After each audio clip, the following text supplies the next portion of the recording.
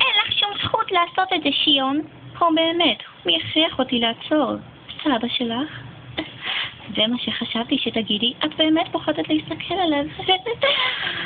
איך את מעזה להרוג את ריקה? איך את מעזה להרוג את כולם? מה את מתכוונת לעשות לי, שיון? אני אהרוג אותך, סטוקו. חכי, עצרי, שיון, אל תהרגי את סטוקו. עכשיו את נזכרת לעצור אותי. את לא נזכרת לעצור אותי כשעמדתי להרוג את סטושי. זה מה שאת עשית בסדר.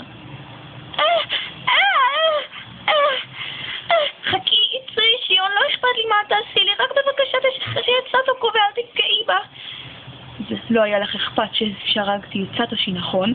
אבל עכשיו יהיה לך אכפת כשאני הורגת את סטוקו בגלל שלא חשבת על זה קודם, נכון? חכי, סטוקו, תעצרי את זה. בסדר, אני אתן לך הזדמנות נוספת. תאמרי 1000 פעמים שאת מצטערת, ואז לשחרר את סטוקו.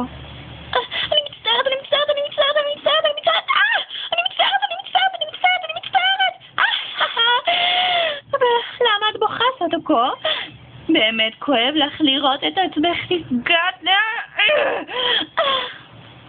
סטוקו, את יכולה לשמוע אותי? תקשיבי לי, חתיכת זונה קטנה. את באמת חושבת שאת עברת בדיוק את אותו הסבל שאני עברתי, נכון, סטוקו? כן. האמת היא שכן. האמת היא שלא. את באמת חושבת שאת סבלת בדיוק כמוני, אבל את לא.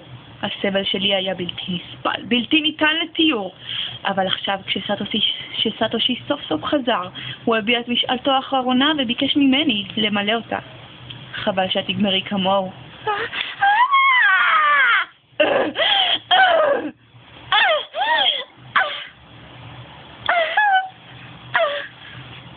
מה קרה, סטוקו? באמת כואב לך כל כך? אני יכולה לגרום לזה להיות כואב פחות.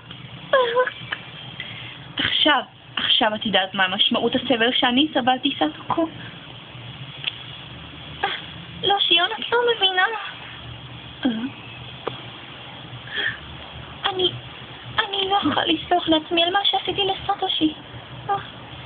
אף פעם לא עזרתי לו, אבל הוא תמיד עזר לי, תמך בי. בכל פעם שהייתי עצובה והייתי זקוקה לעזרה, הוא תמיד היה שם בשבילי, ואני לא הערכתי את זה. הוא תמיד היה שם, אבל אני לא הערכתי את זה מספיק, וזאת אחת הסיבות שהוא התאבד. הוא הרג את עצמו, לא אני הרגתי אותו, לא את הרגת אותו. איך אני יודע שאת לא משקרת לי, סטוקו? למרות שאני יודעת שאת הסיבה העיקרית למוות של סטושי. אבל שיון, את חייבת להאמין לי. בבקשה, אם סטושי היה קיים עכשיו, אני בטוחה שהוא היה סולח לי על כל מה שאני עשיתי, בגלל שהוא יודע שעמוק בפנים באמת הערכתי את הכל, למרות שלא החזרתי לו כמו שאת עשית. אבל עכשיו אני יודעת שהייעוד שלי הוא... תמי את הפה שלך. אין לך טיפת כבוד? הכבוד היחידי שנשאר לי הוא הכבוד העצמי שלי. אני לא אבכה.